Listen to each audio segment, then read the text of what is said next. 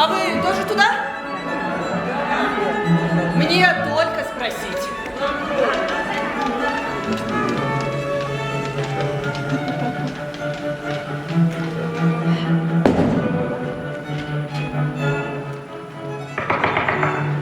Вам заключить или расторгнуть? Здравствуйте. Расторгнуть. Уже ушли. А заключить? Тоже ушли, только смерти остались, они до 20 работают. У нас в буфете тоже всегда спрашивают, вам чай с лимоном или молоком? Говоришь с лимоном, отвечают нет лимона. Говоришь тогда с молоком, отвечают молоко закончилось. Зачем спрашивают? Выяснить потребности.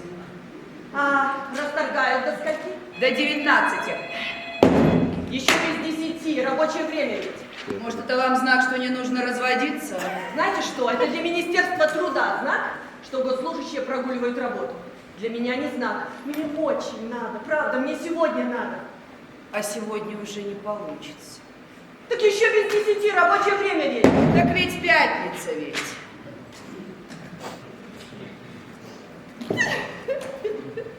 Ну что вы, ну... Вам запах его нравится? Что? Вам нравится запах вашего мужа? Нравится. Ну вот, значит, все в порядке. У нас как, ручка?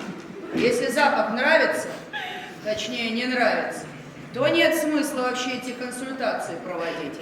А если запах нравится, то все шансы есть. Ну что вы, милая, ну не надо, бьет вас, да? Нет. Унижает, да? Нет. Не работает паразит, да? Работает. Денег не дает, да? Дает. И вообще я очень люблю этого человека. Знаете что, милочка, вам туда в регистрацию рождения вся дурь из головы выветрится. А у нас не может быть детей. А, так вот в чем причина. Нет, это не причина. Просто он идеален и без детей. Так что же вам нужно? Развод? Ой, молодежь, молодежь, убей, не пойму. Просто я ему изменила. Идеально, богатым, работающему с запахом, который не бьет, просто взяла и изменила? Да. Все у вас просто. Я изменила идеальному человеку. Слушайте, жиру вы беситесь. Вот и у нас вчера был скандальный развод, это я понимаю развод. На девке живого места нет. Ее муженек изверг приходил домой, надевал белоснежные носки, ходил по квартире, потом снимал носки и проверял. Если находил хоть одну пылинку, избивал жену. Да еще в суде доказывал, что это он, а не она просит развода, потому что женился на свинье. И еще носки в суд приволок 30 пар, как вещдок. Свинье он женился. А у нас, знаете, всегда так. Регистрируем котиков, зайчиков, разводим козлов и свиней. Да таких козлов с такими свиньями разводим. Ни одному колхозу не Свиньи. Слушайте, вы мне лучше скажите, зачем вы своему идеальному изменили? Понимаете, я встретила мужчину своей мечты. А тот, значит, не мечты. Тот просто идеальный. Вы прям проблемная. Тот мечты, этот идеальный. Может, с носками попробуйте для разнообразия? Нет, не получится. У меня черный пояс по карте.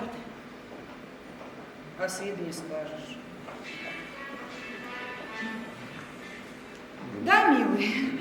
Да, мой дорогой, слушай, солнышко, я тут немного занята. Скажите, мечта до завтра не подождет? Нет, может, до сегодня, до 19:30, это максимум.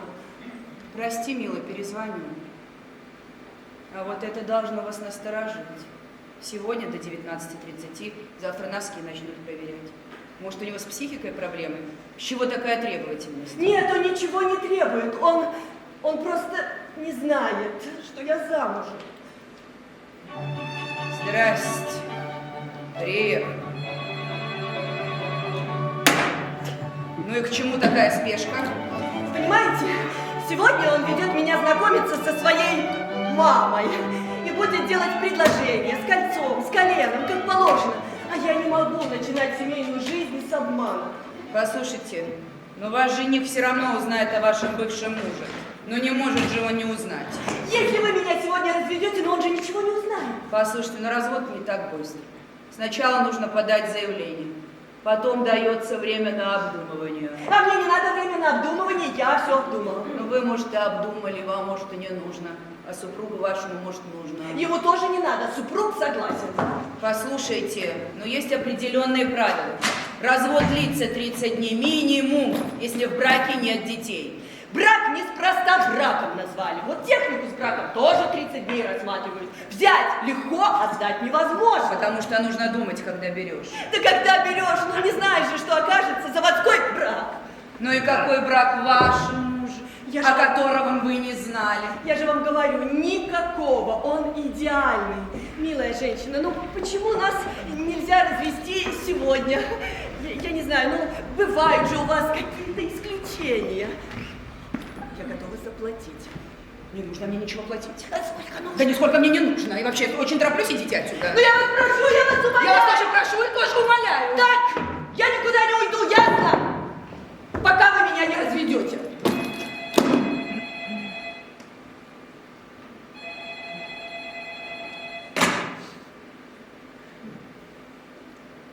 Ну хорошо.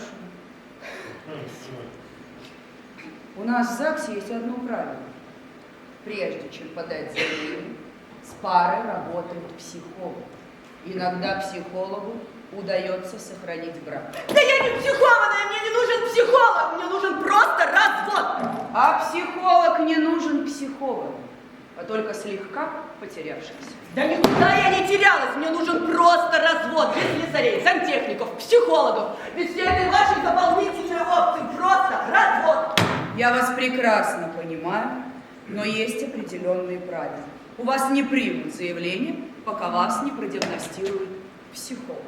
Хорошо, где этот ваш психолог? Ля!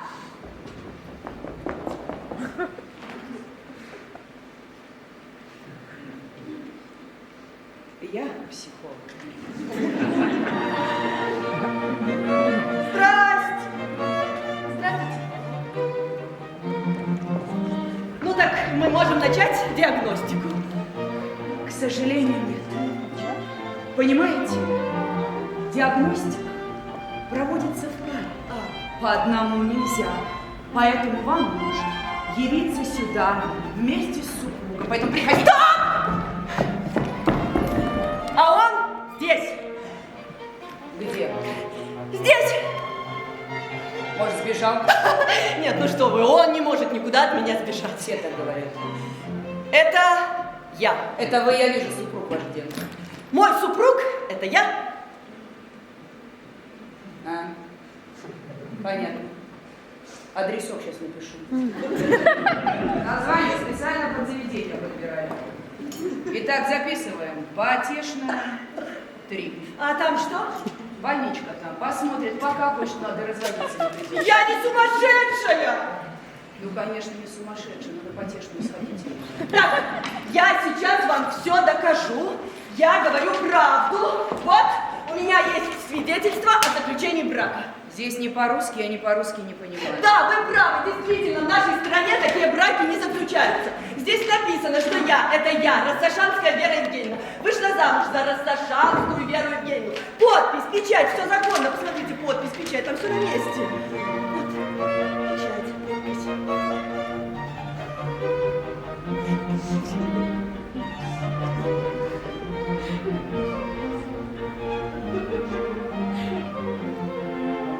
Налейте мне Что, воды?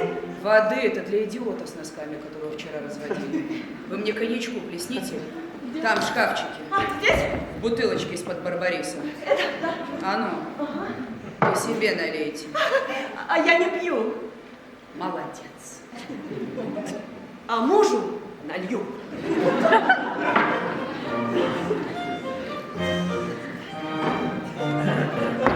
Пожалуйста.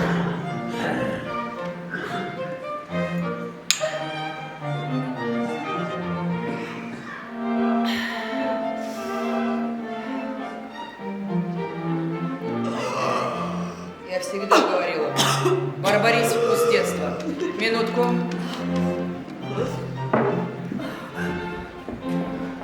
Что вы делаете? Они же окосели. Милая, они уже окосели, я наоборот их в чувство привожу.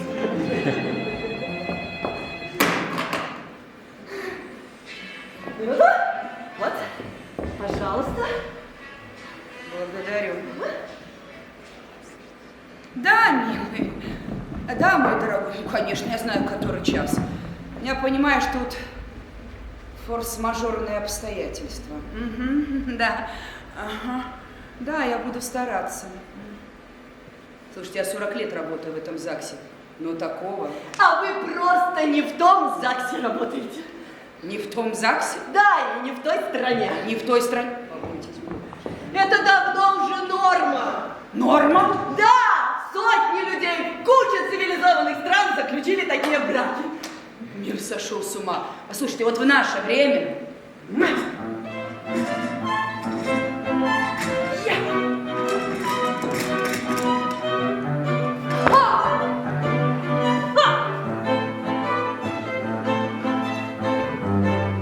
В ваше время одна шведская тетечка заключила брак с Берлинской стеной.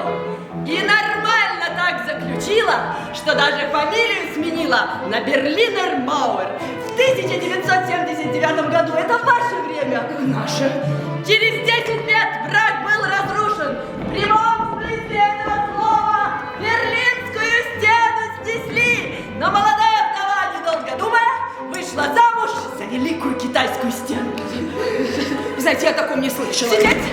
Потому что в ваше время вас же отгораживали от новостей, но от вас просто скрывали правду. Господи, слава богу, что скрывали. Сидеть?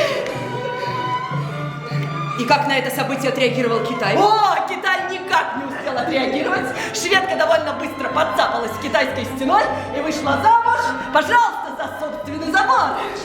Вы сейчас это серьезно? Абсолютно, что вы, мне же можно верить. Я историк, археолог, кандидат наук. Загуглите американку Линду Дучан, которая заключила брак с ржавым колесом обозрения. У колеса даже имя было, представляете? Брюс. А перед этим у нее были продолжительные романы с самолетом и поездом. Вы знаете, прости, но я еще могу понять. Понимаете, просто женщине вдалбливали в голову все время на протяжении всей жизни, что замужем, как за каменной стеной. Это и сыграло роковую роль. Вы знаете, ли поезд, паровоз там... Сидите? Вот видите, оправдание браку за стеной вы нашли, а моему случаю что, не можете? А я, между прочим, когда выходила замуж, то в соседнем лондонском ЗАГСе одна британка заключила брак с 2 своими котами, а другая в день свадьбы посадила кота в мешок и заявила: моя мама, которая утверждала, что нельзя выйти замуж за кота в мешке, была не права. Людям совсем нечего делать. Ну почему же? Вот, например, в 2014 году мэр мексиканского Сан-Педро Хуаналула женился на крокодиле. На крокодиле? Да, мэр. Ну ему ж явно было, что делать. Было. А браки с бутербродом буррито, телевизором, надувными куклами, Эйфелевой башней. Да люди по всему миру заключают браки сами с собой.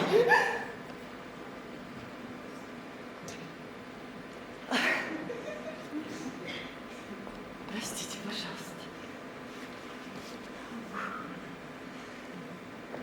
Коньячку плесните еще. Это пожалуйста. И мужу налейте. Нет, мне уже хватит. Мне сегодня еще с будущей свекровью встречаться. Ну как я ей объясню, что это бывший муж надрался, а я абсолютно трезва?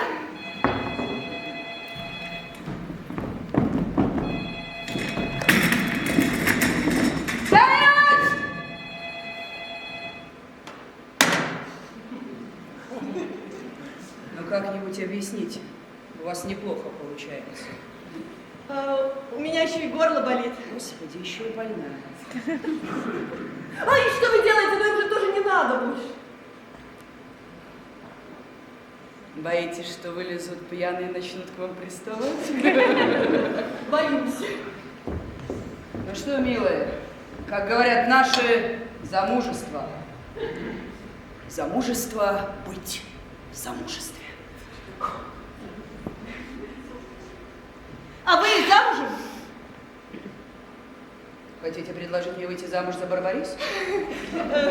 Достойный кандидат, между прочим, очень вкусный. Но теперь-то вы понимаете, что мой случай, ну это же сущая ерунда. В сравнении с крокодилом, самолетом и поездом. Разведите меня, пожалуйста, разведите, я вас очень прошу. Разведите. Ерунда. Послушайте, милая, Вот вы красивая. Сколько вам лет? 41. Вот. Молодая, красивая, черный пояс по карате, кандидат наук. Почему вы вышли замуж так? Но на тот момент это была самая достойная кандидатура. И сколько вы, простите, лет замужем? 5. Какой кошмар. Ну почему же кошмар? Что вы, я замужем за очень достойным человеком. Давайте серьезно, а? Да я абсолютно серьезно. В британском археологическом обществе существует внегласное правило, что копать на серьезных объектах могут только серьезные, окольцованные и остепененные. Остепененные? Ну да, те, что степень кандидата наук получили. А почему вы смеетесь? Почему вы смеетесь? Получается, вы остепененная, а я не остепененная. Так просто говорят в научных кругах. Простите, пожалуйста. А что у вас в бутылочке из-под ситро? Ликер. Понятно. А в Ессентуках? Водка, что там еще может быть? Ясно. Так, я вижу, воды у вас вообще нет. Вы алкоголичка? Я вообще не пью. Дома нельзя, дома ребенок, для которого ты должен быть примером, поэтому только здесь и только в экстренных случаях. Вот, закусите, пожалуйста, это печенье очень вкусное. Благодарю. Так на чем мы остановились? На остепененной. Да. Знаете, степень к тому времени у меня уже была, а мужа не было. И мне надо было выйти замуж официально, чтобы работать на самых-самых крупных объектах. Ну не могла же я выйти замуж вон за первого встречного. А потом что, всю жизнь делить с ним имущество? Я вышла замуж за человека, который никогда меня не обманет. Если честно, я вышла замуж за саму себя из солидарности к себе, потому что мне перед самой свадьбой изменил один козел. Козел? Ну, это образно говоря. Это да, знаете, вот в Судане один... Все, хватит. Сейчас с ума сойду. Что, прям свадьба была? Да. Что, прям в ЗАГСе? Да. А знаете, как я выбирала свадебное платье? Сама. Просто сама. Никто меня не критиковал, не говорил, что мне не идет. Вот. Или что это платье дорогое. Никто не приставал ко мне с дурацкими вопросами. Когда я приду? Нет, плечи. Ну их же нельзя так открывать. Они у меня широковаты. Соседский Шурик всю жизнь дразнил меня шкафом за плечи. Это он не за плечи так тебя называл, а за стойкость. А плечи у тебя прекрасные, самые прекрасные плечи в мире. Моя любимая ширина. А какой лучше фату взять? Ну, разумеется, самую дорогую. Не экономь на себе, любимая. Знаешь, я всегда мечтала ходить с собранными волосами, но у меня вот оттопыренные уши. В классе, в универе меня дразнили за эти уши, поэтому я ходила с распущенными, а люблю я с собранными. Делай то, что ты хочешь. Делай так, как ты любишь и как удобно тебе. Это твоя жизнь, и прожить ее надо так, чтобы ею была довольна ты. Ты, а не сосед по подъезду, парте или кровати. А по поводу ушей? Уши божественны, мой любимый градус оттопыренности. Пообещай, что на оттопыренными ушами, собранными волосами. Обещаешь? Да, я обещаю. Я люблю тебя. И я люблю тебя. Музыка!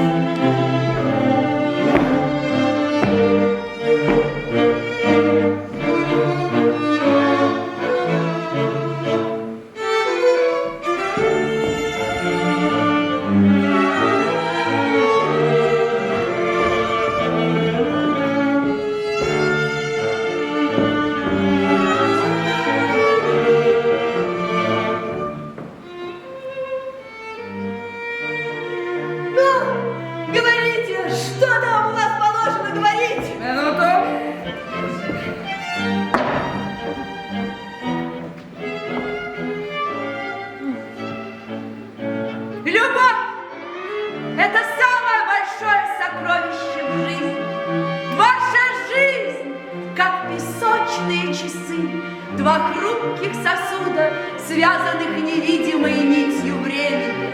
Эта нить связала вас на всю последующую жизнь. Прошу ответить вас, жених, согласны ли взять в жены Россошанскую Веру Евгеньевну, быть с ней в горе, в радости, болезни, здравии, богатстве и бедности, пока смерть не разлучит вас? Да. Теперь прошу ответить вас, невеста, согласны ли вы взять в мужья Россошанскую Веру Евгеньевну, быть с ней, с этим человеком и в горе, и в радости, богатстве, и бедности, болезни и здравии, пока смерть не разлучит вас? Да? В знак твердости ваших намерений и бесконечной любви прошу вас обменяться обручальными кольцами. Жених, вы можете поцеловать, обнять невесту. Поздравляю! Объявляю вас мужем и женой. Быть счастливым мечтает каждый человек, но не каждый знает, что он творец своего счастья. Сегодня вы начинаете новый путь в свою семейную жизнь, и только в вашей власти сделать ее счастливой. Знаете, чего я боялась больше всего в жизни? Чего? Что человек, которому я доверилась, в самый ответственный для меня момент ответит «нет». Да я боялась этого больше всего в жизни, пока не придумала, как избавиться от этого страха. Единственный жених, который никогда не скажет «нет», это я сама. Ну и как вам жилось в браке? Знаете, мне казалось, что потрясающе. Так, вещички да. отдайте. Пожалуйста. Да, никто не разбрасывал свои носки. А если и разбрасывал, ну они ж не валялись, они просто лежали. Никто не ревновал. Я могла вернуться домой в 3 часа ночи. Да, и не услышать ни слова возмущения. Да я могла жрать эти булки, сколько захочу. Он ни разу не сказал мне, что я толстая корова. Он не подарил мне ни одного тупого подарка, которому надо было показно радоваться и делать вид, что вот именно эта хрень мне жизненно необходима. Да я по-настоящему увлеклась этим замужеством. Мне тогда оно казалось идеальным. Да, он чувствует, когда мне больно. За него же не бывает стыдно.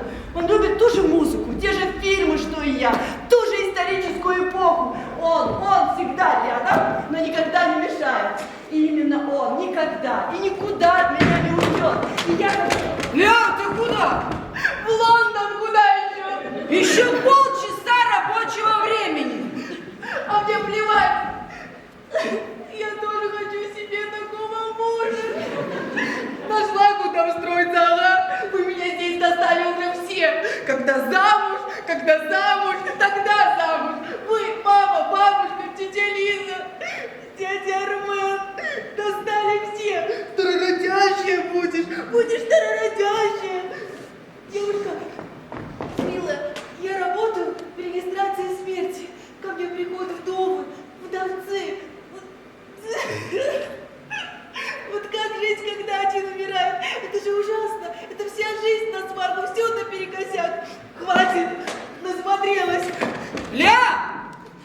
А так получается, что твой муж, он никогда не умрет. Нет, то есть он умрет, но я не буду горевать по этому поводу, потому что я не узнаю об этом. Ну, то есть мы как в сказке, умрем в один день. Это же гениально. Плюс перестанут меня спрашивать, когда замуж. Лера, сейчас же вернись на рабочее место. Девушка, скажите, а как оформить этот брак? А куда идти там в Лондоне, а? Вам для начала надо визу получить. Ну, вам вряд ли дадут, там незамужним обычно не дают. А если я объясню, что я как раз замуж еду? Ты сначала английский выучи, а потом все объяснишь. Учебную можно, рабочую. Для этого надо сначала письмо от приглашающей стороны и выписка с места работы о подтверждении ваших доходов. Я сейчас тебе такую выписку. Сейчас такую выписку тебе устрою. Я сейчас маме позвоню. Ля!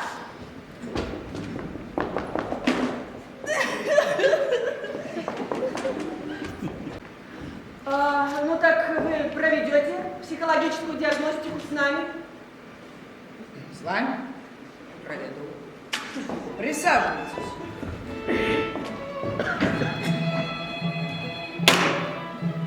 Так.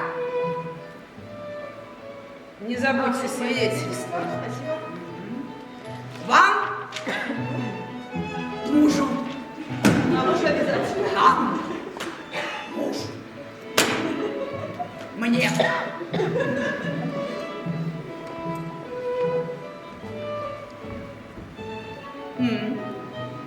Добрый вечер. Что сидим? Который час?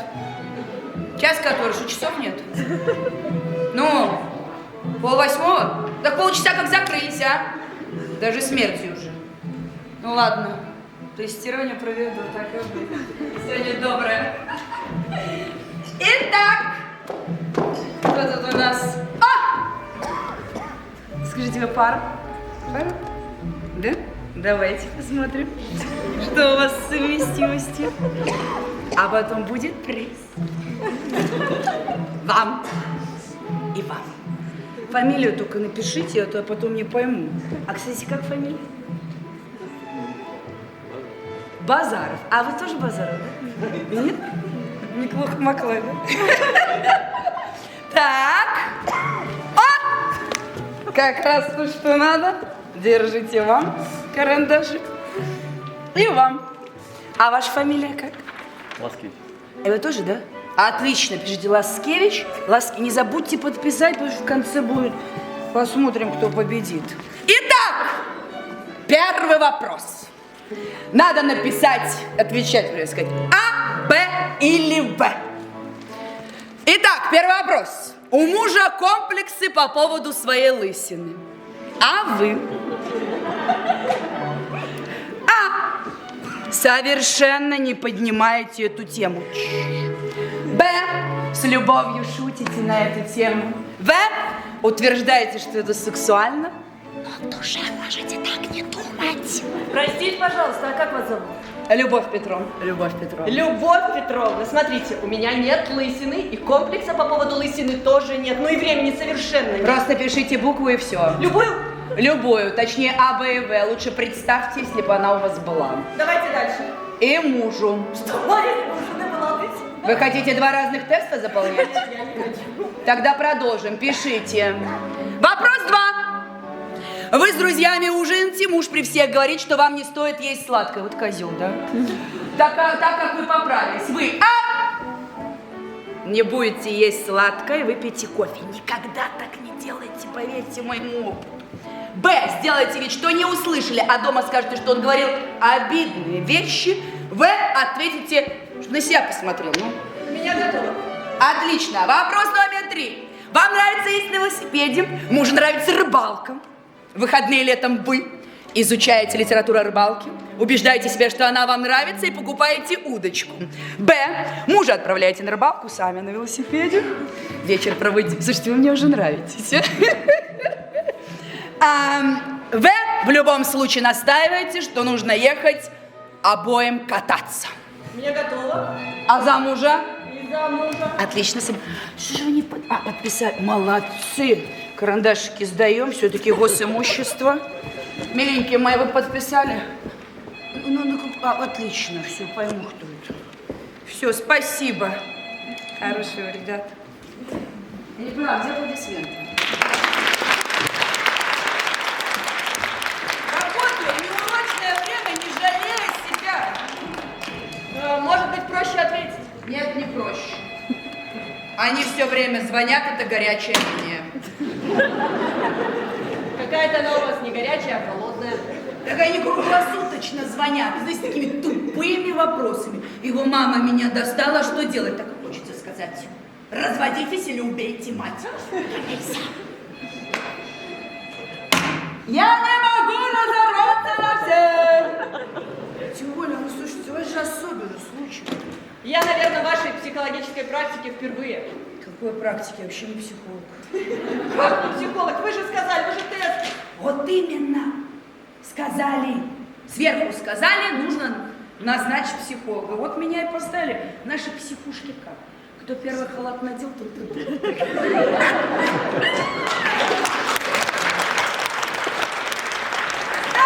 Назначили. В месяц нужно, чтобы 2 пары забирали минимум 2 заявления на развод. Получается? Какой-то. Меня уже все друзья и родственники бегают. Ну, которые женаты, заставляют приносить заявление, писать, а через 2 недели забирать. Слушайте, ну, на самом деле, я не замужем, и мне из ставки не вычтут. А это вся ваша работа? Нет, не вся. Я еще встречаю женихов и невест в фойе. Так, все, с тестами все? Нет, не все, еще нужно нарисовать неведомую зверушку на обратной стороне листка. Любовь Петровна, ты какой Ну зверушка? все, это последнее. Господи. 1, 2, 3, 4, 5. Вышел мальчик. И за мужа. Да, за мужа обязательно. За мужа 100%. Все, диагностика окончена, нас могут развести. А вы друг другу не подходите. Почему так же?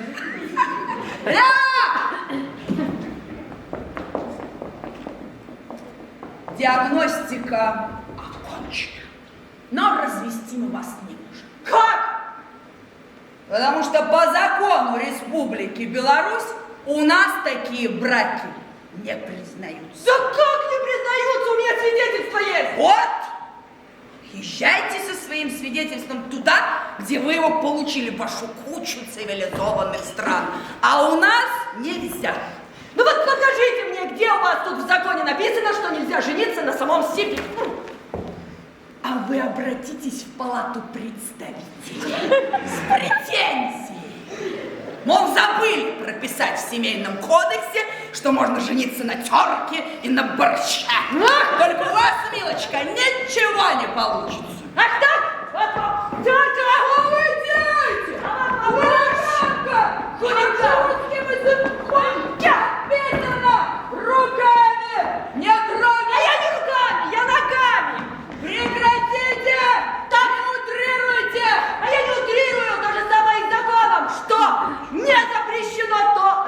разрешено. В Семейном кодексе Республики Беларусь черным по белому написано: жениться могут только мужчина и женщина. А если я чувствую в себе и мужское, и женское начало? То вам на потешную 3.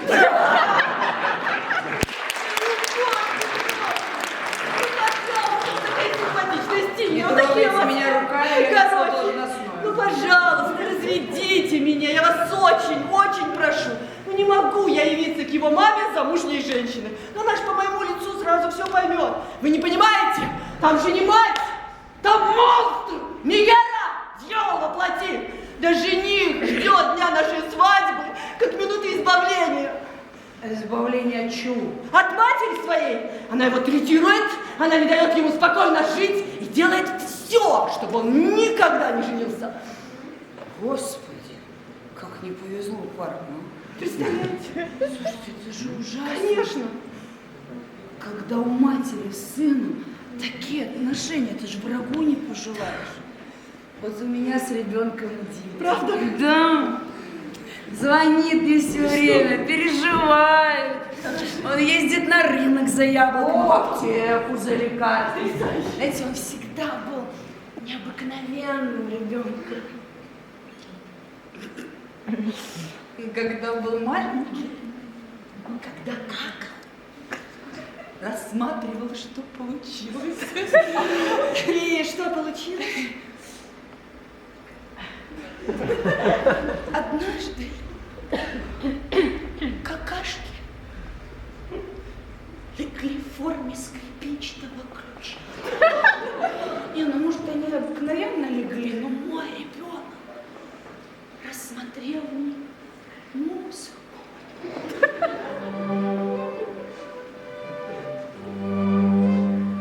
Неординарная личность, творческая натура. Круглый отличник, не пьет, не курит. А мой и пьет, и курит, но он для меня мечта. Господи, ну как мечта может быть пьющей и курящей? Господи ты, боже мой, ну что же мне делать? Послушайте, бросайте вы его к чертям собачьим. Нет, что вы, я же люблю его. Я, может быть, впервые в жизни по-настоящему счастлива. Ну, должен же быть какой-то выход. Выход есть. Надо ехать в Лондон. Там вас расписали, там вас и разведут по закону.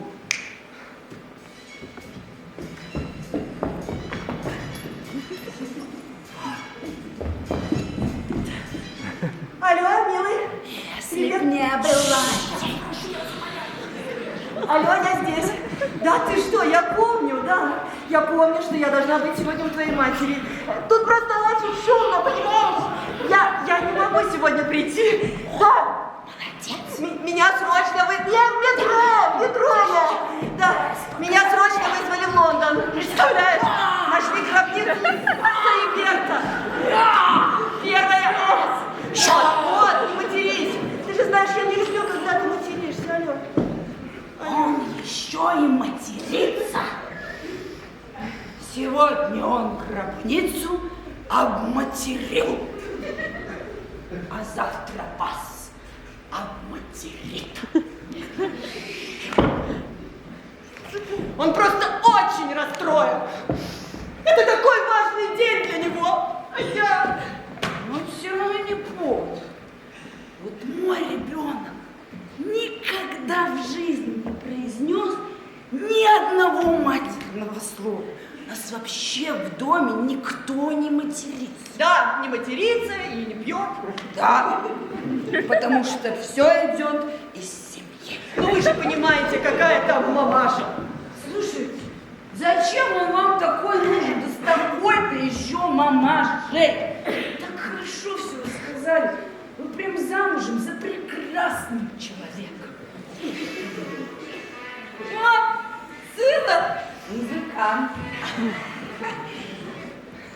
Алло, сыночек мой, дорогой, слушай, тут такое дело. Кто пьяный? Ты как с мамой разговариваешь, мой золотой?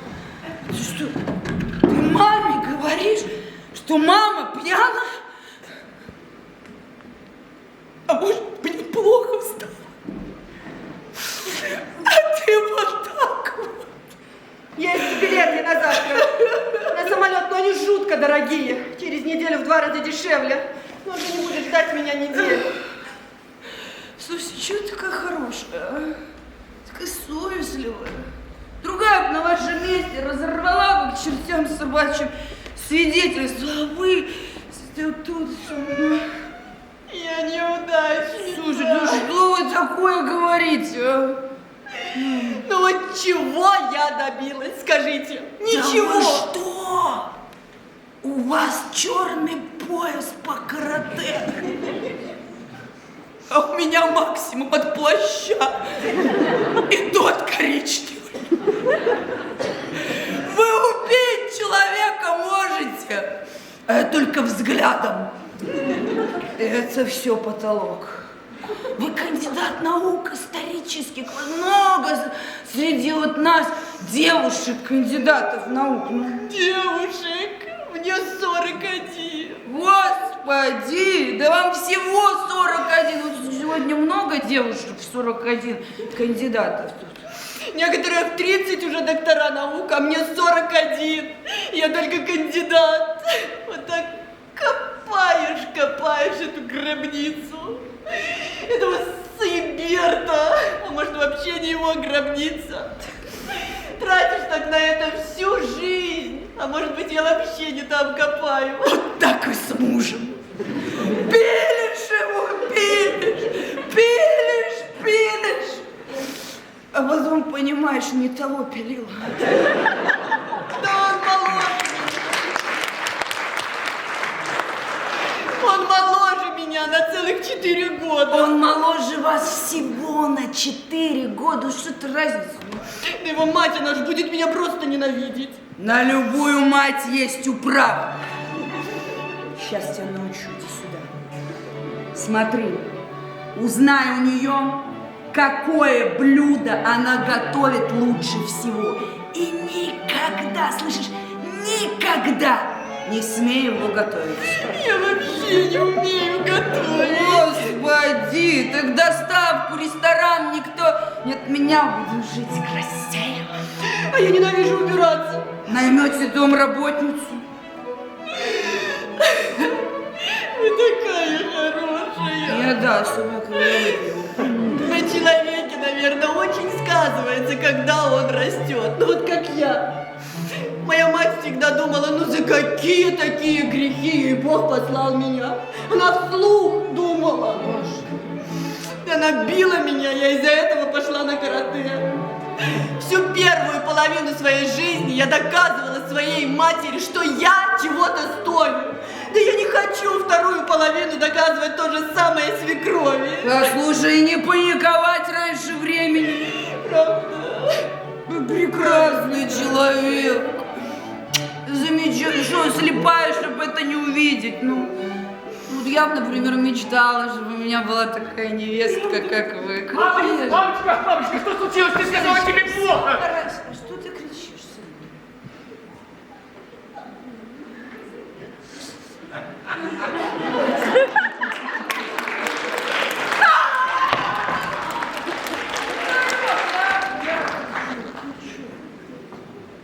Вот.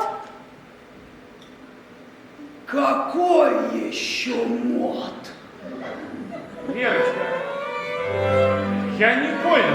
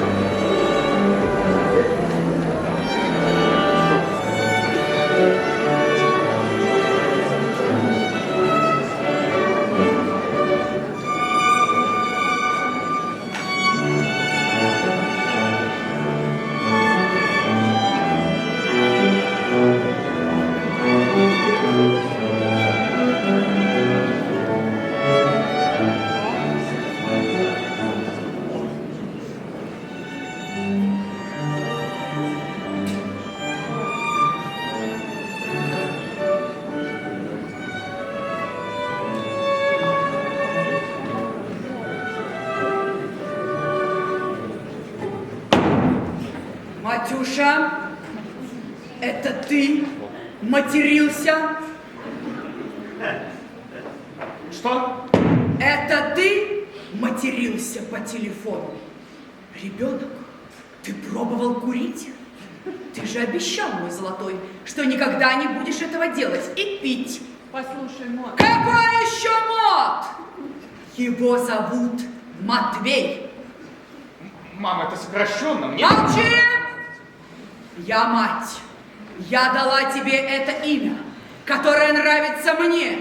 И это имя Матвей, а не какой-то там Мот-обормот. Матюша, лучше смесь матрешки и тюти какого-то. Ну не надо, Мот. Не сметь называть моего сына Мотом. Могу я узнать, что здесь происходит? Вера, почему ты здесь? Ты же сказала, что ты поедешь на раскопки Саеберта. Она тебе очень много рассказала, а ты всему веришь. Любовь Петровна, ну зачем же вы так? Вы только что сказали, что я прекрасный человек, и вы мечтали о моей невестке. Это я говорила незнакомой женщине, которая пришла ко мне на прием, но никак не своей невестке. И, слава богу, вы никогда ей не станете. Да почему вы так думаете? Потому что вы слишком много мне рассказали. Достаточно, чтобы мой ребенок никогда на вас не женился. Мама, мне 37 лет. Тебе 36 лет и 6,5 месяцев. А ей 41. Скоро будет 45, не дай бог. Мама, я взрослый мужчина и в состоянии сам выбрать себе жену. Это не ты себе жену выбираешь, а я выбираю мать своему внуку. Какая она мать? Вера будет замечательной матерью моих детей и твоих внуков. Да она ненавидит готовить. Ну, рестораны и доставку еды еще никто не отменял. Будем учиться жить красиво. Да бардак в доме. С чего ты взяла? Она ненавидит убираться. Ну, наймем домработницу, я ж не на уборщице женюсь. Ты вообще пока ни на ком не женишься. Мама, я женюсь. Нет, ты не женишься. Ты, точнее, женишься. Лева! Мама. Но на другой. Хорошей, умной, красивой, хозяйственной, молодой девушке. Мама, я женюсь на Вере. Да она убьет тебя, у нее черный пояс по карате, ты только в шашки и шахматы, и то под моим присмотром. Ты сама мне запрещала ходить на айкидо. Куда-то она над каждым синяком и грозилась застрелить обидчиков. Матюша, одумайся. Мама, Вера, женщина, которую я люблю. Женщина, которую ты любишь, это я. Твоя мать. Я родила тебя. Ты выпил циклоферон. Нет, я выпил сегодня водки, мама, и закрыли эту тему. Залпом. Какой кошмар. Да, очень ответственный вечер предстоял, я просто не думал, что настолько. Это она тебя споила. Я знаю. Сыночек, она сегодня здесь пила коньяк. Может, вы расскажете, как все было на самом деле? Это не я расскажу. Это вы расскажете. Все, что успели мне рассказать до этого. И даю вам на это 5 минут. Матюша! Через 5 минут ты перехочешь на ней жениться.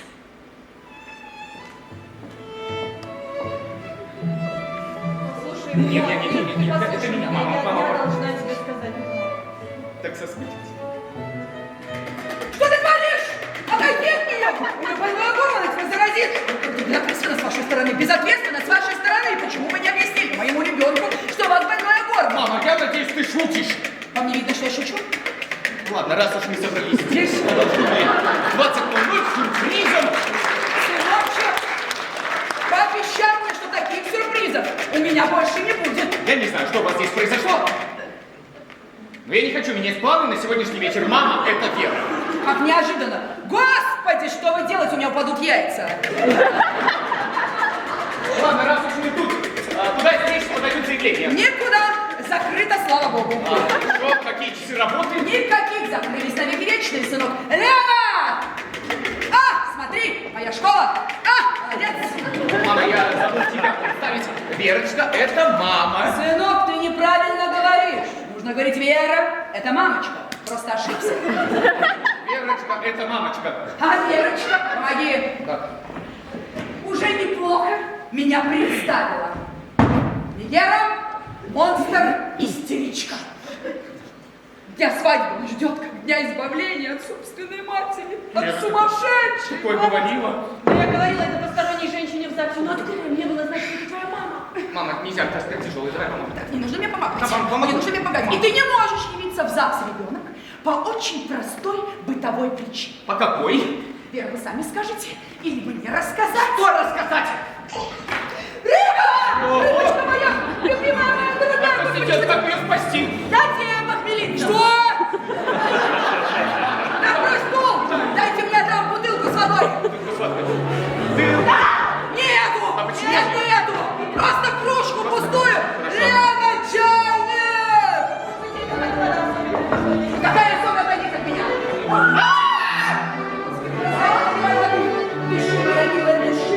Я имею искусственное дыхание! Ты сердечная! Я сердечная! Давай просто! Да, прекрасно!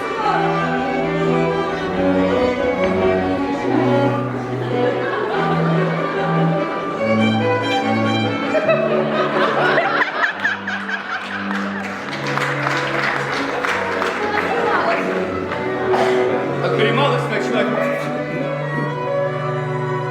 А этим кают. Кто им насыпал столько корма? Это вы. Это вы во всем виноваты. Это вы убили моих рыбок. Я? А кто еще? Если бы вы не явились сегодня, я бы спокойно ушла домой, а рыбки бы спокойно плавали. За что вы меня так ненавидите? Я ненавижу вас с самого рождения, Матюши, как любая нормальная мать. Может, мы расскажем Матвею, что на самом деле произошло с рыбками? Единственное, что нужно рассказать моему сыну, почему он не может подать заявление на развод. Не трогайте меня. Вы считаете, ему это знать необходимо? Необходимо. А вы считаете, это сделает его счастливее? Я вам не мешаю. Мне лично мешает только эта 41-летняя женщина. Мама, ты ведешь себя некрасиво. Да, сынок, я веду себя некрасиво, но только лишь потому, что твоя невеста замужем. Вера. Нет веры этим верам. Вера, это что, правда? Формально? Правда. А почему ты мне не говорила? Ты что, меня обманывала? Вера. Вера, постой, подожди, давай поговорим. Вера! Матюша, единственная женщина в мире, которая никогда тебя не обманет, это твоя мама. Мама, отойди, пожалуйста. Я не уйду! Мама, это какой-то детский сад. Это жизнь, сынок! Ты еще скажешь мне спасибо! Что ж так убиваешься-то? Хочу терпеть. Матюша.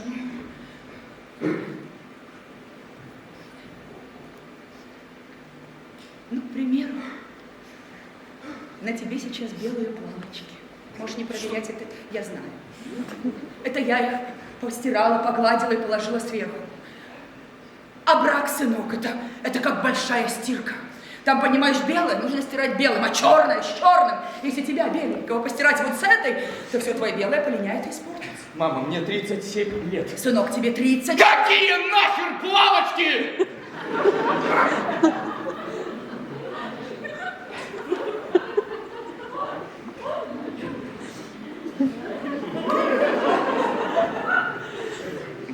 Ну вот, ты уже материшься. А что я говорила?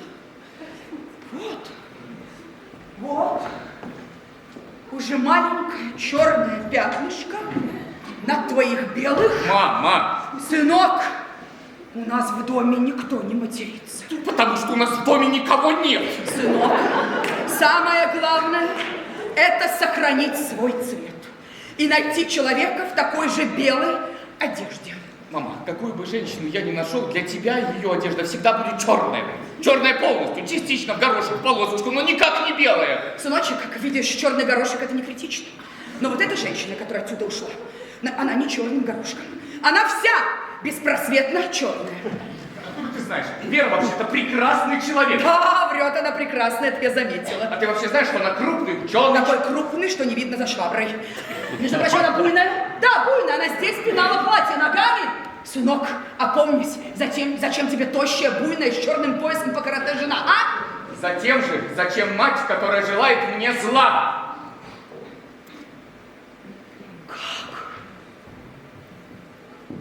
Как может желать зла мать? Мать, которая живет ради тебя. Кстати, ты знаешь, ее мать, она же сущая Мегера. Врагу не пожелаешь, она искалечит тебе всю жизнь. Ее мать 5 лет как умерла. А тебя с того света достанет. Какой матери? А, матери? Это Вера, она ж тебе в матери годится. Тебя это не смущает? Мама, какие матери? У нас 4 года разницы. Не 4, а практически 5. А это колоссальная разница. Это, можно сказать, другое поколение. То есть, когда она в 10 лет решала уравнение, ты, сынок, ходил на горшок. И понятия не имел, что такое X и Y. 5 лет разницы, и ты называешь это годится в мать? Конечно! Сейчас такие нравы. В 5 лет рожают. Ты не слышал? Каролину Медину родила в 5 лет. Мама, что ты несешь? Я несу свет. А это, мадам? Нравы! Кстати, очень интересная тема. Ну, коль речь зашла. Ты не подскажешь мне, откуда я взялся? Господи, какое это сейчас имеет значение? Откуда ты Имеет. взялся? Для меня это всегда имело значение. Это для тебя не имело значения, потому что тебе так удобно. Ну, откуда я взялся? Быть может, меня аист принес? Ну, как-то 4200 для клюва тяжеловато будет. Может быть, меня скачали из интернета, но досада. Тогда интернета не было. Остается одно. Непорочное зачатие.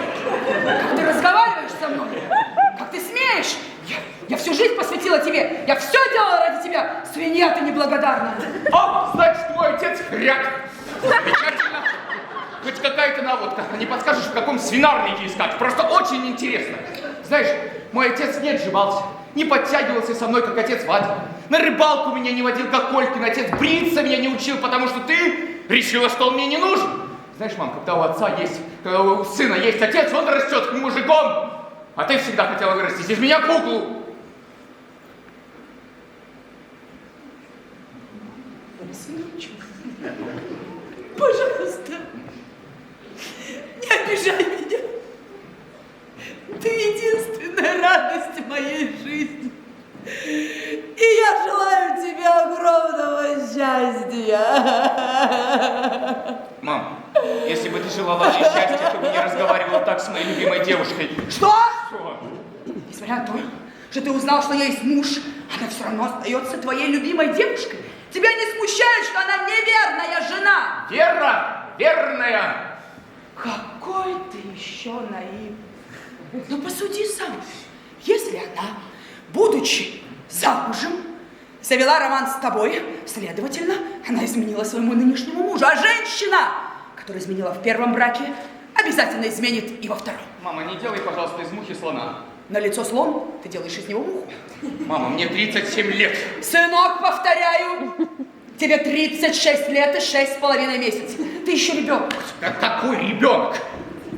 Наивный ребенок, совершенно не знающий жизни, сынок. Мама, Лермонтов в моем возрасте уже 9 лет как умер. А Максим Дунаевский как раз в 5-й раз женился. Такой ребенок, черт побери, моему ребенку могло бы быть уже 18 лет. Тогда у твоей матери мог бы быть 5-й инфаркт. Господи, рыбка! Чего же выскочила? Господи, ну что ты будешь делать, а? Все ее условия, да, сынок? Кружка отдельная, вода из чайника кипяченая, а она собака. Она рыбка, мама. Ей просто тошно на одной в клетке. Вообще-то это кружка. Послушай, сколько лет еще должно пройти, чтобы я получил от тебя лицензию на женитьбу? Нисколько я уже нашла тебе прекрасную невесту.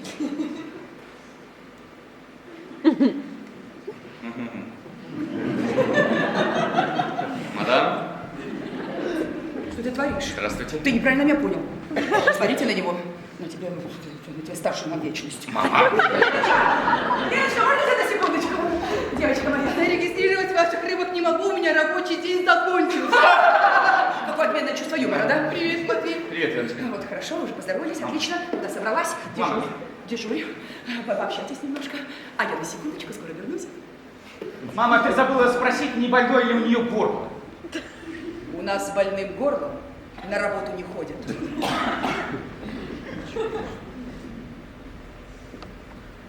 Как дела? Нормально. Нормально, как у тебя? Тоже? Как мама. Ничего. Нравится тебе тут? Как тут может нравиться? Ох, не знаю. И я не знаю. Что нового? На английский записалась. Зачем?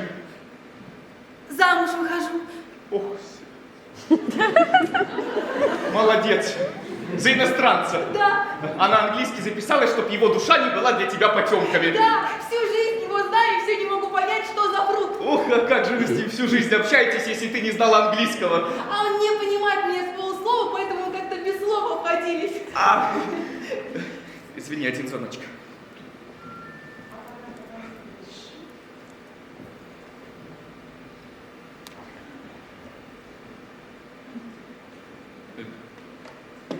А это горячая линия остывает. Кто с ней так? Мама твоя. Ох, так много звонили? Много. Да может нормально положить эту трубку. Я ухожу, звонить никто не будет. Так это ты что ли звонила? Я? Зачем? Ты звони Вере, а лучше езжай за ней. Она у тебя такая классная. Классно. Но замужняя. Она тебя не обманывала. Она пришла развестись. Сюда. Да, и муж у нее классный, только никогда ничего не спрашивай о нем. Я выхожу замуж за того же, что и она.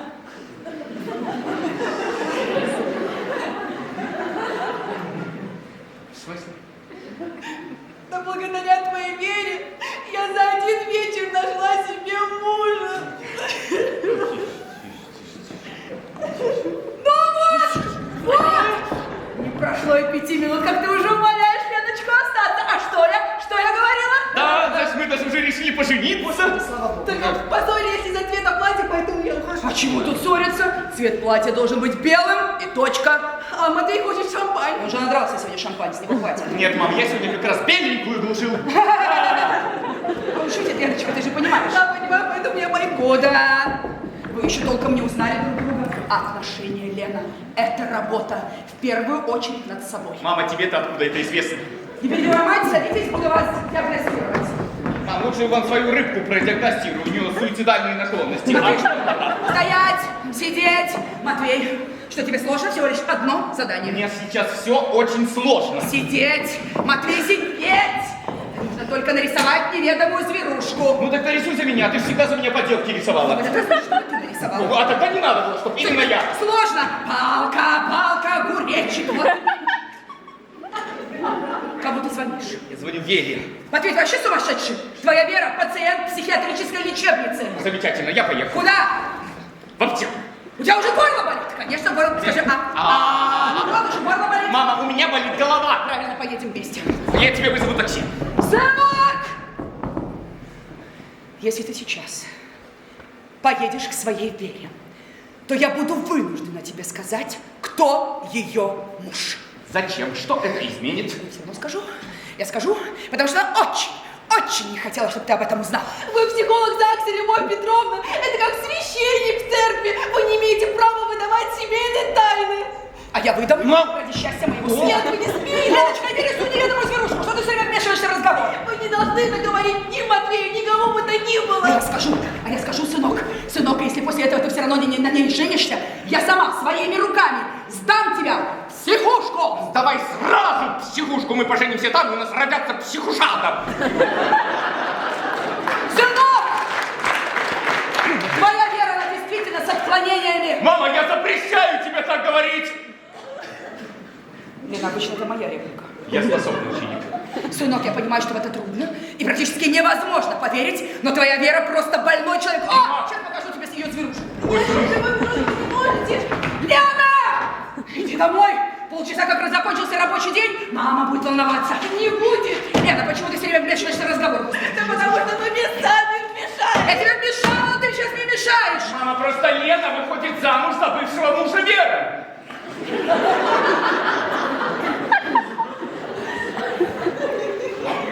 За кого? За бывшего мужа Веры. Ну, во-первых, он еще не бывший. Во-вторых, бывшим никогда и не станет. Однако я выхожу замуж. Стоять! Послушай, Леночка, Не валяй дурака. Понимаешь, муж Веры прекрасный человек. И Верочка очень с ним счастлива. Она ведь так говорила. Так пусть она останется счастлива вместе со своим мужем. А вы с Матюшечкой пообщайтесь. это некрасиво с вашей стороны, Любовь Петровна, и подло, а замуж я выйду за прекрасного человека. Вот правду говорят, любовь зла.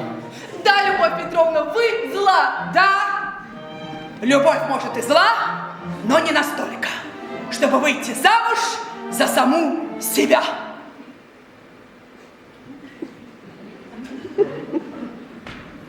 Не понял. Вот и я не поняла, сынок, как ты клюнул на шизофреничку, которая вышла замуж сама за себя. Вера за Веру. Ее вынудили обстоятельства, ее предали, ее задолбали. Ты готов стать следующим мужем после нее самой? По крайней мере, она поступила честно и ни от кого не скрывала. Кроме как от моего сына, да? Как от моего сына? Матюша, сынок, подожди, Господи, Матюша! Господи! Почему мы живем в Минске? А не в какой-нибудь там Березе. А чем Минск отличается от какой-нибудь Березы? Потому что в какой-нибудь там Березе только один ЗАГС. Если я бы его сожгла, мой сын никогда бы не совершил самую большую ошибку в своей жизни. А в Минске? А в Минске куча ЗАГСов. Сожгу этот, пойду в другой.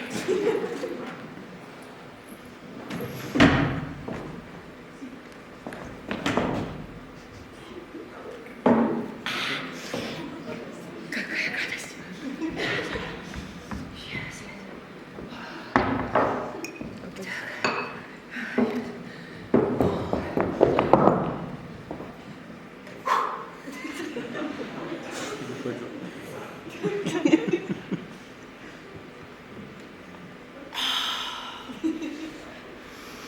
Лена, закуси.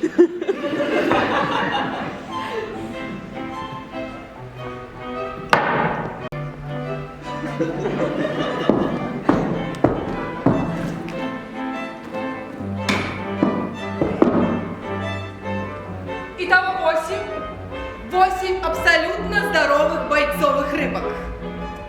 Когда они родились? Я не знаю, на руках не присутствовала. Когда вы их купили? Да я не знаю, Лен. Так и запишем. Рыбки бойцовые, 8 штук. Граждане Республики Беларусь. Дата рождения не установлена. Безвременно умерли 6 марта 2024 года. О чем 6 марта 2024 года составлена запись акта смерти номер 36. Место смерти – аквариум в ЗАГСе. Причина смерти – тяжелое алкогольное отравление. Лена, ты в своем уме? Я да, а они нет. Жалко. Место регистрации, подпись, Леночка, не пугай меня, пожалуйста. печать.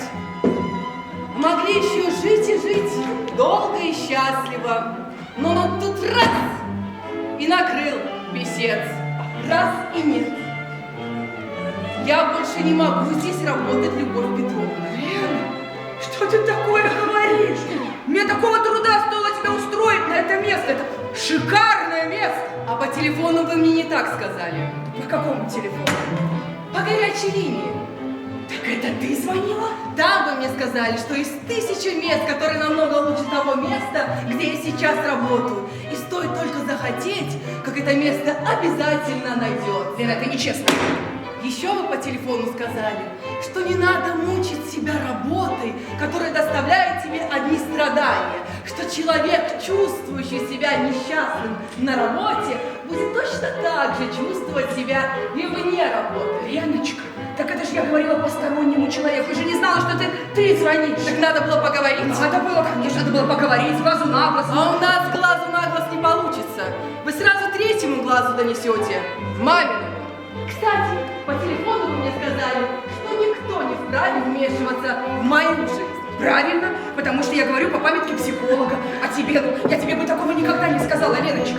А чем я отличаюсь от тех, кто вам сюда звонит, а? Тем, что ты дочка моей лучшей подруги. Я несу за тебя определенную ответственность, Лена. А за тех, кто вам сюда звонит, вы не несете определенной ответственности. Вы же можете, по сути, одним движением пальца помирить, развести, оживить, убить. Правильно, поэтому я говорю по инструкции. А тебе, Господи, ну ты еще совсем ребенок, ты не понимаешь своего счастья. Это шикарное место, это госслужба.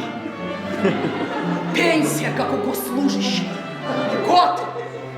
У тебя что, большой выбор? Ну, Нет у меня выбора, но здесь я работать не буду. почему, Лена, почему? Да я каждое свидетельство оплакиваю. Представляю, какой был человек, что любил, кого любил. Какая высокая нервная организация. Не знаю насчет высокой, но нервная точно. Лена, спокойно. Я не могу эти бумажки рыдающим родственникам давать, понимаете? Не могу. Вот жил человек, был человек, но баба, получите, распишитесь. И вот эта вот бумажка, это все, что от него осталось. И ее выдаю я. Ну и что тут такого, А Лена? ничего такого! Я просто не могу так. Я каждый раз представляю, что туда вписаны мои родные. Свое свидетельство представляю, но же в любом случае когда-то будет. Для тебя это новость, все там будем. Не новость! Но думать об этом каждый день я не могу. Я с ума сойду. Здесь должен работать кто-то другой, с невысокой и с немерной. Отлично, сейчас маме позвоним, все расскажем, кто там должен работать. Расскажем. А что вы все время меня мамой пугаете, а? Я не пугаю, я просто напоминаю, мама, надо позвонить. Это хорошо, что в свидетельствах перестали причину смерти указывать, иначе бы я на второй день бы свихнулась.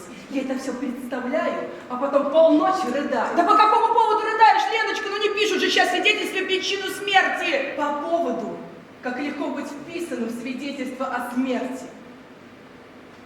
Просто поскользнуться, упасть и неудачно удариться головой. Или просто неудачно подавиться едой, и все. Едой? Ну не утрируй, Леночка. Я не утрирую.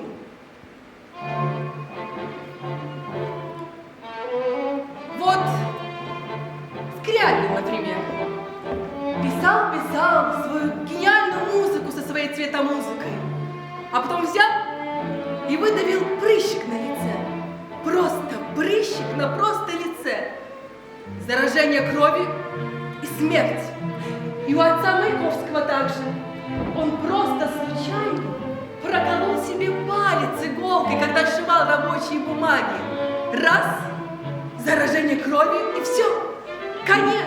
И у сына его также, раз, и все. Он жил, да, писал, главным поэтом страны стал, а потом раз, у него что-то щелкнуло в голове, и он бабахнул себя из пистолета, да? Вот чего вдруг? Раз и нет. А Эдгара По укусила случайная собака в случайном квартале. Бешенство и смерть. Ну и чего эта собака именно там проходила? Неужели она не могла пройтись по другому кварталу? Из какого перепугу ей нужно было кусать именно Эдгара По? И почему именно у этой собаки, которая именно в этом квартале укусила именно Эдгара По, оказалось бешенство, от которого и умер великий писатель? Почему? Я не знаю, почему, Леночка, давай ты успокойся. А Блок! Он просто вовремя не удалил гланды.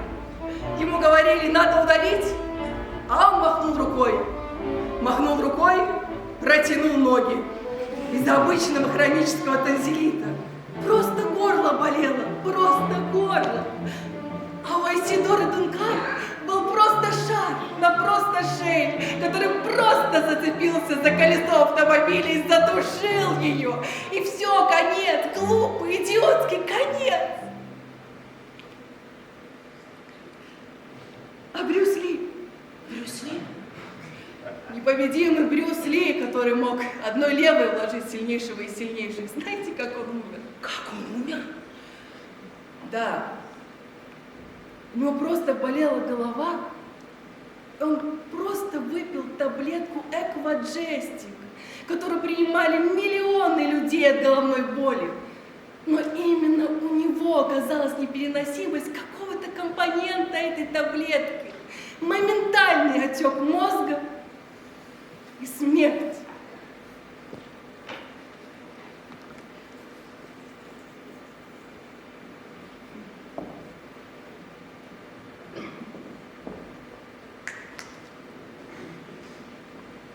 То есть от этого никто не застрахован, Любовь Петровна. Это как большая лотерея, повезет, не повезет. Понимаете, о чем я говорю? Вы понимаете? Понимаю. Вот ты есть, а вот тебя и нет. Так легко. На это иногда и секунды достаточно, раз и нет. Собака бешеная, человек бешеный, прыщ, иголка, шаг, неважно. Раз и нет. А вы?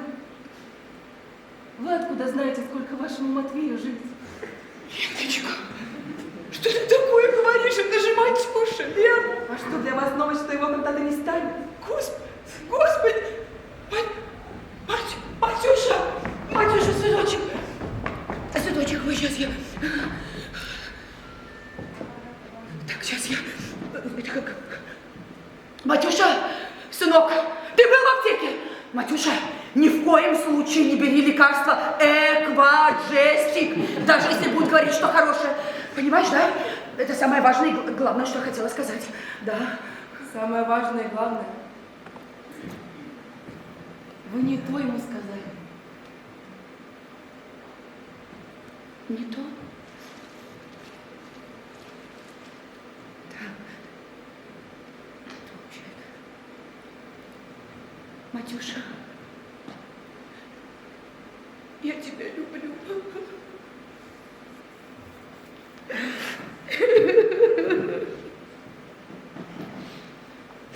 Нужно в счастье жить, Любовь Петровна. Чтоб не жалеть потом, что не успел счастливым побыть. Поэтому я увольняюсь. Простите меня.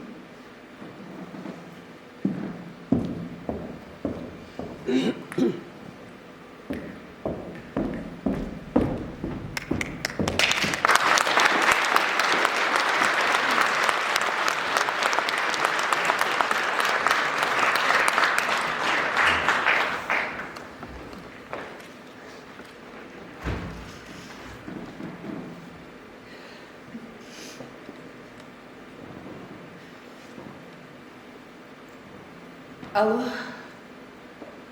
Саш, привет. Хотела сказать тебе, что я люблю тебя. Ты почему сразу сошла с ума? Нет, просто хотела сказать, что люблю тебя и хочу, чтобы ты на мне женился. Произошло.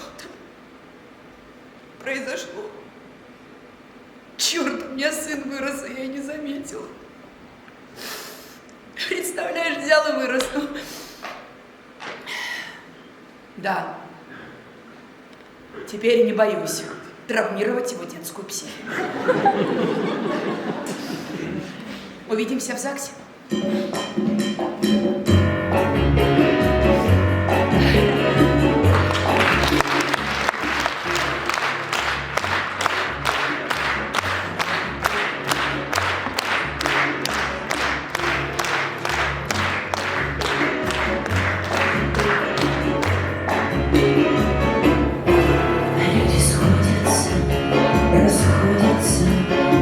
Завтрашним платьем спи, не просто ждать, не в тебе хочется, а страсти в луне, мечты мечтами, Отгородился мир стеной, на тумбочке Заринской залегли роман с самой собой. Мама или жена, драма мне не нужна. Только что опомнилась, пролетела молодость, словно мимо станции поезда. В браке или в тоске, хватит слов на песке. Может, померещилось одиноким вечером счастье где-то в дальнем далеке. Увы, в жизни ситуация не пожелаешь широко. Если чем-то нужно расписаться мне, то лишь бессилие могу. Известно, что у каждой женщины своя вселенная внутри, как эти чувства наши переменчивы. Попробуй подвери. Мама или жена, драма мне не нужна. Только что опомнилась, пролетела молодость, словно мимо станции поезда. В браке или в тоске, хватит слов на песке. Может, померещилось одиноким вечером счастье где-то в дальнем далеке. Кем-то был придуман ЗАГС раньше, чем рентген и факс. Раз любовь на свете есть, все будет 36,6. Мама или жена, драма мне не нужна. Только что опомнилась, пролетела молодость, словно мимо станции поезда. В браке или в тоске, хватит слов на песке. Может, померещилось одиноким вечером счастье где-то в дальнем далеке.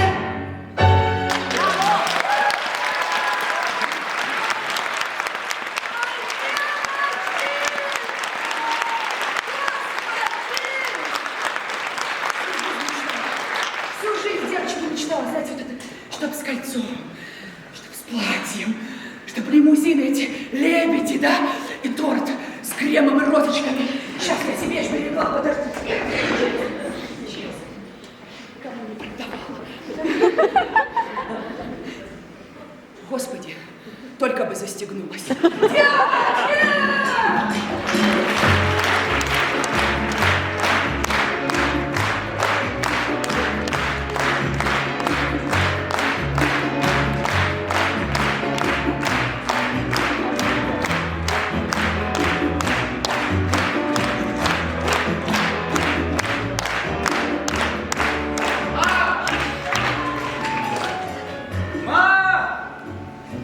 Ну вот, ушла.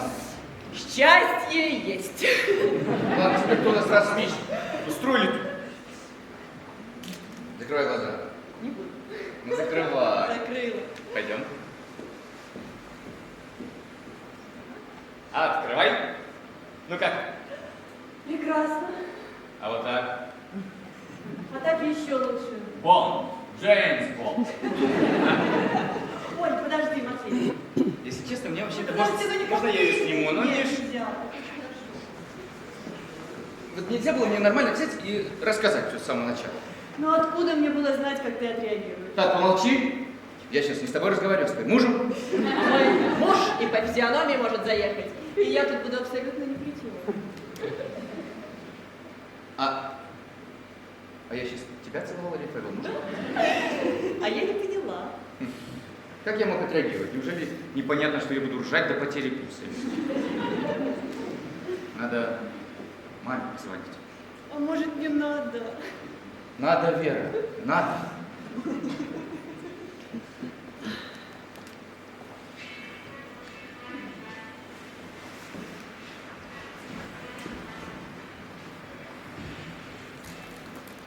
О, я нашла. Ясно. Нашла. Ну-ка. Горячая линия.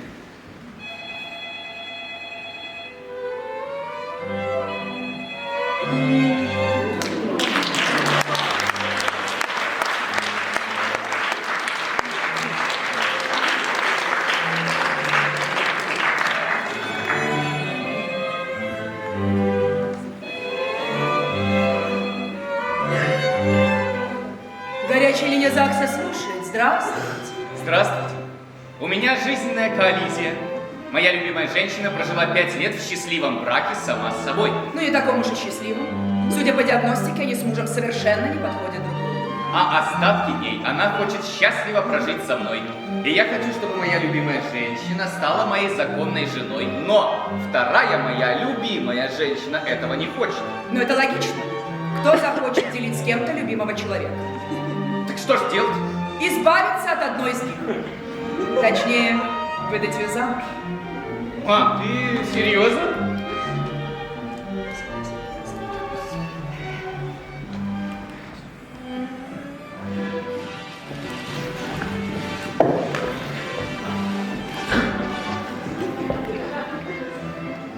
Да, мама. Как приятно, что ты со мной согласен.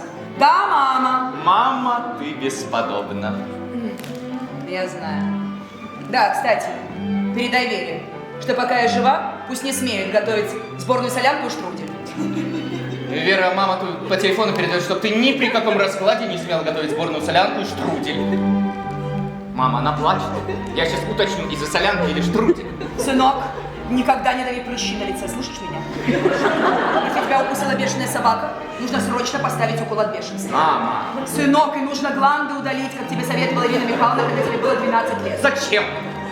И еще, никогда не покупай непроверенные лекарства от головы. Понял меня? Да, я все понял, только один вопрос. Какой?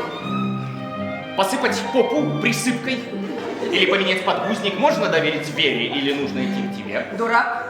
Выпил циклоферон? Нет. Опять дурак. Сынок, пообещай мне только одну важную вещь. Какую? Никогда, ни при каких обстоятельствах не надевай длинный зеленый шарф, который тебе подарила тетя Рита. Да. Это все, что нужно для того, чтобы ты мне разрешила жениться. Да. Я тебя, мама, обожаю.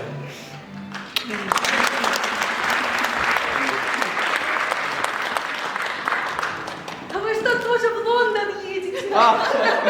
Спасибо за комплимент, Леночка. Шутка. Я вам новых рыбок принесла.